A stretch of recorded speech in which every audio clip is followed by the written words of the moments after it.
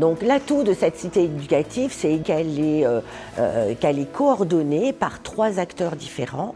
Un acteur de la ville, un chargé de projet cité éducative, un acteur de l'éducation nationale, entre autres le principal du collège Martin Luther King, et un acteur de l'État qui est le délégué du préfet.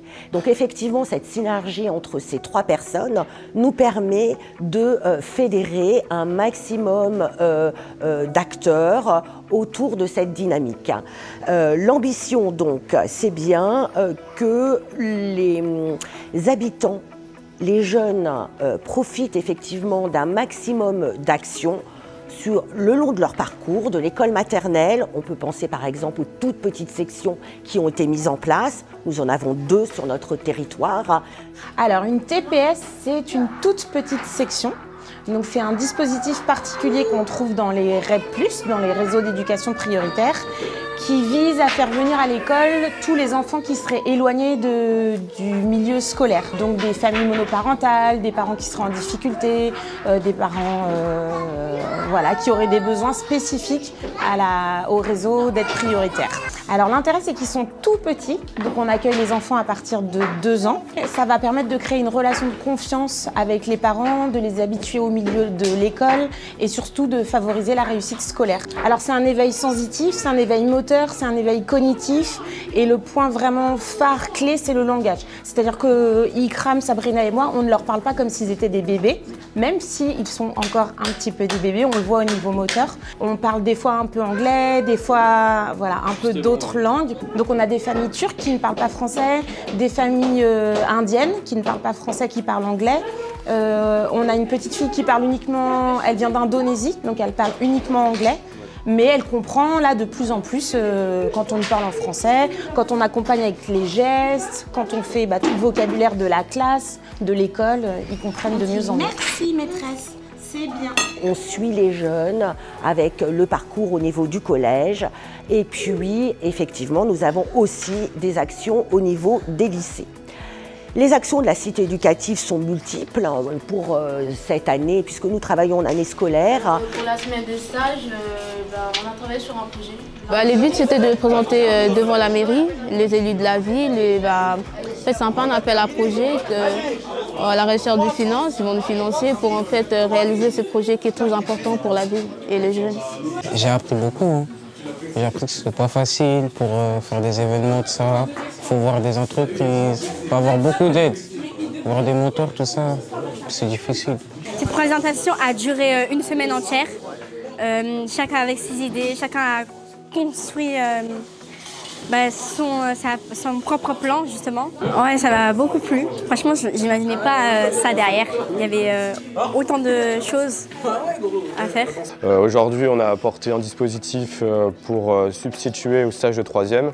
Avec les élus locaux, on a identifié un besoin. Les jeunes de 3e n'arrivent pas à trouver de stage. Avec l'association et les acteurs de la ville, on a décidé de collaborer pour solutionner ce besoin. Nous avons 68 actions qui sont déclinées en fonction des axes que je vous ai énoncés tout à l'heure.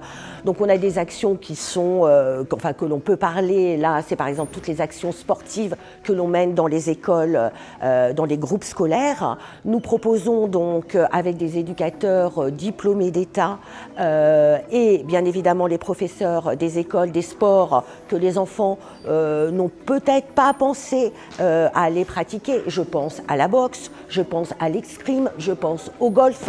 Et donc effectivement c'est aussi un prétexte pour travailler d'autres acquis pour nos enfants. Je fais du chess boxing, donc c'est-à-dire on fait un sport qui est hybride avec 2 disciplines, donc c'est la boxe et les échecs. Donc le but c'est de boxer pendant 3 minutes. On boxe pendant 3 minutes sans se prendre de KO. Si on a pris un KO, le match s'arrête. Si on n'a pas pris de KO, c'est là que l'arbitre intervient et il pose le jeu d'échecs en plein milieu et il demande de mettre échecs et maths aux 2 adversaires. J'aimais bien les échecs dans l'idée, mais j'y jouais pas tant que ça. Et pour la concentration, déjà, c'est une grosse différence. Même au niveau boxe anglaise normale, moi personnellement, ça m'aide beaucoup. Vraiment avoir cette vision d'anticiper ce qui se passe à l'avance dans ma vie de tous les jours, ça m'a beaucoup servi. Alors, les vertus, c'est vraiment lié à la concentration, à l'esprit d'analyse, l'esprit de stratégie et surtout voilà, le dépassement de soi. Et aujourd'hui, donc, il y a une fédération mondiale, une fédération française. Le sport essaie de se développer au maximum. C'est aussi des actions autour de la culture. On a parlé des actions autour du Quai Branly. J'aime bien les motifs, les fleurs qu'il y a sur le quai. Moi j'ai bien aimé les masques qu'il y a, les sculptures. Bien, c'est une sortie organisée par la ville de Villiers-le-Bel, financée, donc ça permet aux élèves de partir gratuitement et de visiter un musée, le musée du Quai Branly. Ils sont passionnés, ils sont intéressés, ils posent des questions. C'est le bleu le meilleur. Oh c'est bleu le meilleur.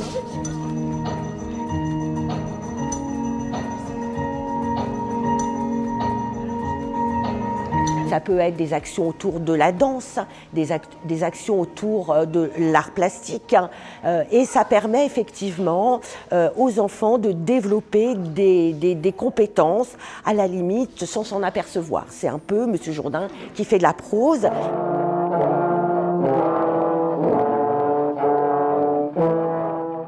En fait, il y a des actions qui sont portées soit par la ville, soit par l'éducation nationale, on en a 6. Ce sont par exemple tout ce qui est les cordées de la réussite, c'est-à-dire qu'on travaille avec des groupes prestigieux universitaires, ça peut être Sciences Po, l'université de Cergy-Pontoise. Effectivement, on a un mentorat, un accompagnement de nos enfants par des jeunes qui ont eu un parcours d'excellence. C'est tirer nos enfants vers le haut, parce qu'on a des compétences qui sont incroyables pour effectivement développer un parcours d'excellence tout au long de leur scolarité et les amener effectivement à la vie d'adulte. Première question, quelle est la devise française? Liberté, égalité, fraternité. Voilà, la cité éducative, c'est un des outils, comme je vous l'expliquais au démarrage, pour permettre effectivement à la ville de Villiers-le-Bel de développer un projet éducatif de territoire